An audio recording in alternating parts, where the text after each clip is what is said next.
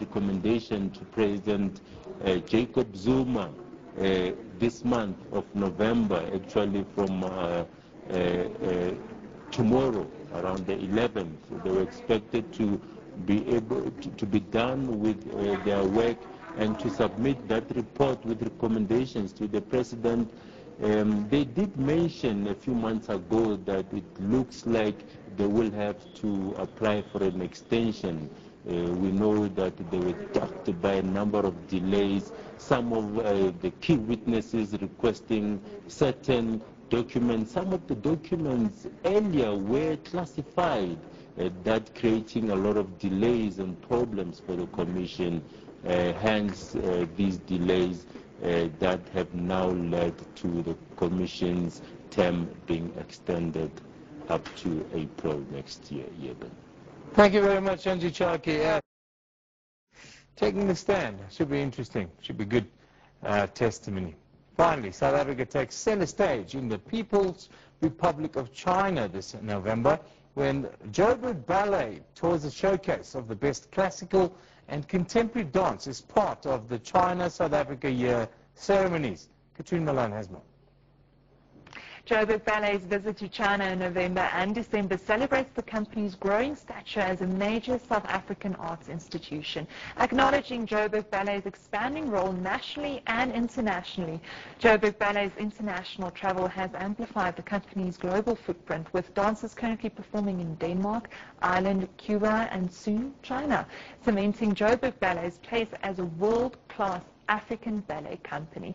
Well, today we are joined by ballet entrepreneur Dirk Badenhorst to tell us all about this and more. Welcome to Newsroom again, Dirk. Thank you very much. Dirk, before we get... So, for years I've been working with Cuba, as everybody knows, and so this is the first year where 3 of the dancers from Joburg Ballet actually performed at the 24th International Ballet Festival in Havana. And it was incredible to see how the world, because it's dancers from truly around the world that perform in China, from Hong Kong to America to China to the Cubans, etc.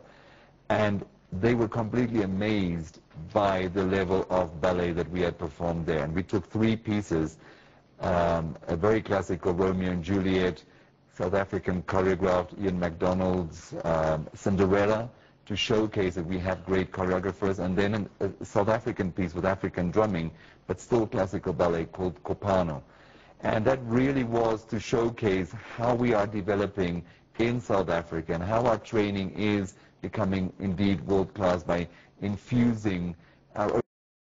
To China now, can you tell us a bit, clarify a bit more who will be going and what will we be seeing and the whole aim? And as mentioned, this is the South Africa and China year. And during my visit in July in China, I had asked whether we could be included in the program. And for the first time ever, ballet has been included in a South African program in China. And then I was more cheeky and asked if Kitty Petla's Camina Burana could be performed with the Central Ballet of China. So that's never been done before either. And so we will be performing in 3 major cities, Beijing, Shanghai, and the capital of the Liaoning province. And we do a program mixed with classical pas de deux and Camina Burana and Copano.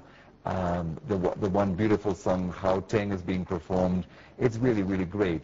But then on the closing ceremony on the 4th or 5th of December, the South African Kitty Petla's Camina Burana. So that is really an incredible place for us to be.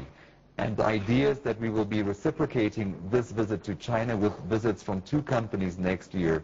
And the first will be the Liaoning Ballet will come and perform with us in South Africa in our production of Swan Lake, which will boost the numbers of our production to be able to do the full Swan Lake that we haven't seen for very long in South Africa.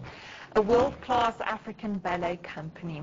Many people underestimate what that actually means, not only to the arts, but also to brand South Africa and Africa as a whole. Do you agree? Absolutely. We have become like any big company in the world, New York City Ballet, American Ballet Theatre, San Francisco Ballet, Royal Ballet.